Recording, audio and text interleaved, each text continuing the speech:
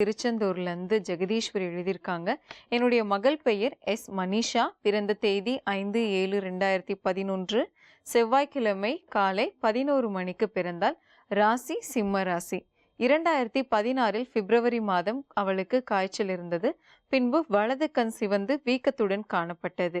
நாங்கள் பல கண் மருத்துவமனைக்கு சென்றோம். வலது கண் பார்வை இழந்து விட்டது. எங்களால் இதை சரி செய்ய முடியவில்லை என்று கூறிவிட்டார்கள். சந்தோஷமாக வாழ்ந்த என் குடும்பம் தற்பொழுது நிம்மதி இல்லாமல் நடப்பினமாகத்தான் வாழ்ந்து கொண்டிருக்கின்றோம். கடவுள் மீண்டும் என் குழந்தைக்கு வலது கண் பார்வை கிடைக்கவும் என் மகள் வாழ்க்கை எப்படி இருக்கும் என்பதையும் உங்கள் சப்தரிஷி வாக்கியம் மூலம் தயவு செய்து கூறுங்கள் ஐயா.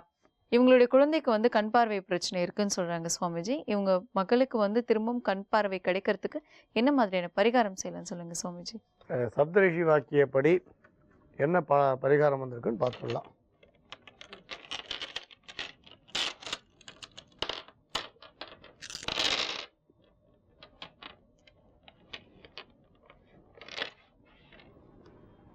உங்களோட குழந்தையோட ஜாதக ரீதியாக சொல்லும்போது மூதாதையர் வழியில் ஒரு சாபம் இருக்குது.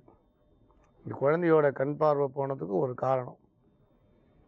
அது என்னன்னா, உங்களுக்கு அந்த எரியிற முக்கியமாக ஒரு திருவிழா நேரத்தில் ஒரு 3 தலைமுறைக்கு முன்னே எரியிற தீபத்தை வாயால் ஊதி அணைத்த தோஷம்னு வந்திருக்கு. அது ஒரு 3 தலைமுறைக்கு முன்னே நடந்திருக்கு. அதுபடி பார்க்கும்பொழுது இந்த கண் பார்வை கோளாறு மட்டும் இல்லை, 2 தலைமுறையாகவே உங்கள் கடந்த தலைமுறையிலையும் ஏதோ ஒரு பிரச்சனைகள் இருந்துக்கிட்டே தான் இருக்குது உங்கள் குடும்பத்தில். அதனால் எரியிற தீபத்தை ஊதி அணைத்த தோஷம்னு வந்திருக்கு. ஆனால் ஒரு விஷயம் முடிஞ்ச பிறகு பரிகாரம் தேடும்பொழுது பலன் இருக்குமான்றா கொஞ்சம் கஷ்டம்தான். இருந்தாலும் ஏதோ ஒரு விதத்தில் இந்த கண் பார்வையோட தொல்லை நிவர்த்தியாக, இல்லை அந்த ஒரு கண்ணில் மட்டுமே 2 கண்ணோட சக்தியும் கிடைக்க ஏதாவது ஒரு விதத்தில் நன்மை ஏற்பட இப்போ சொல்ல போகிற பரிகாரத்தை பண்ணுங்கள். அதாவது நீங்கள் குழந்தை பிறந்த அந்த அதே தமிழ் மாதம் நட்சத்திரம் மன்னிக்க ஆரம்பித்து 365 நாளும் தொடர்ந்து வருடம் முழுக்க அடுத்த பிறந்த நாள் வர வரைக்கும் ஏதாவது ஒரு அம்மன் கோயிலில் அகலில் நல்லெண்ணெய் விளக்கேற்றி போட்டுக்கிட்டே வாங்க. இல்லைன்னா ஒரே ஒரு சின்ன கப்பில் எண்ணெய் எடுத்துகிட்டு போய் எரியிற அகலில் சேர்த்து அந்த ஒரு வருஷம் முழுக்க டெய்லி தினமும் ஒரு கப்பில் எண்ணெய் எடுத்துகிட்டு போய் சேர்த்துக்கிட்டே வாங்க. 1. அப்புறம் உக்கிரமாக இருக்க தெய்வத்துக்கு வெள்ளியில் கண் மலர் சொல்லுவோம், அது வாங்கி சாத்துங்க. இது 2வது. 3வது, ஒரு ஞாயிற்றுக்கிழமையும் சூரிய பகவான் படம் வச்சு அவரோட ஸ்லோகங்களை சொல்லுங்கள். இது 3மே உங்களுக்கு ஒரு நல்ல திருப்பம் தரக்கூடியதாக அமையும். சாபம் நிவர்த்தியாகும். ஏதாவது ஒரு விதத்தில் நன்மை கட்டாயம் வந்து சேரும். நம்புங்கள், நல்லதே நடக்கும். ரொம்ப நன்றி சுவாமிஜி. ராஜலட்சுமி அவங்களுடைய மகளுக்காக நல்ல ஒரு பரிகாரம் சொன்னீங்க. பார்த்துட்டு இருக்க நேர்களும் இன்னைக்கு நீங்க சொன்ன தகவல்னால பயனடைஞ்சிருப்பாங்க. ரொம்ப நன்றி. மங்களாணி பவந்து. இதுக்கு மேல என்ன சொல்ல போற? சொல்றதுக்கு வேற ஏதாவது போய் இருந்தா சொல்லிடு. அவதான் ஏமாத்தி எல்லாத்தையும் என்கிட்ட இருந்து பறிச்சிட்டான்னு பார்த்தா நீயும் இப்போ அதே தான் பண்ணிருக்க. ஏன் ஆலியா, ஏன் இப்படி பண்ண? இந்த உலகத்துல பாட்டிக்கு அப்புறம் நான் யார் மேலேயாவது உயிரியே வச்சிருக்கேன்னா அது ஊ மேலதான் உனக்கு தெரியாதா?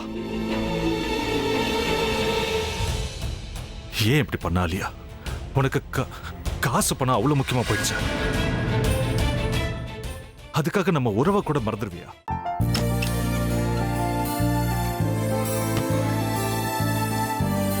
சக்தி சக்தி ஒரு நிமிஷம்.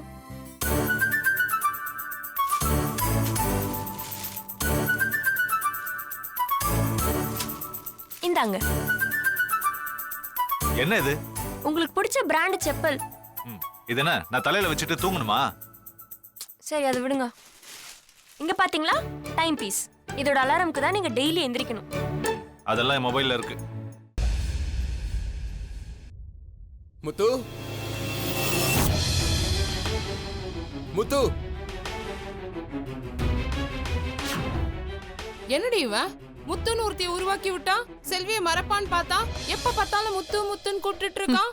முத்துவ கூப்பிட மட்டுமா செய்யறான், முத்துவ வச்சு என்னென்னமோ செய்யறான். நாம தான் இழிச்சவாய் மாதிரி வேடிக்கை பார்த்துட்டு இருக்கோம். என்ன முறைச்சு என்ன பிரயோஜனமாயா? உனக்கு வேற குரல் போயிடுச்சு. அடுத்து அவ செல்வியை கூப்பிட்டானா என்ன பண்ண போற? உன்னுடைய விருப்பப்படியே நீ ராமநாத வீட்டு மருமகளா வாழ போற.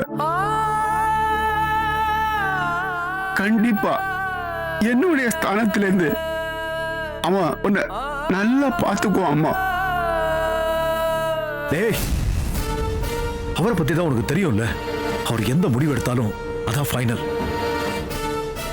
நம்ம அப்பா வேணுமா வேணாமாங்கிறத நீயே முடிவு பண்ணிக்கோ. வாடா.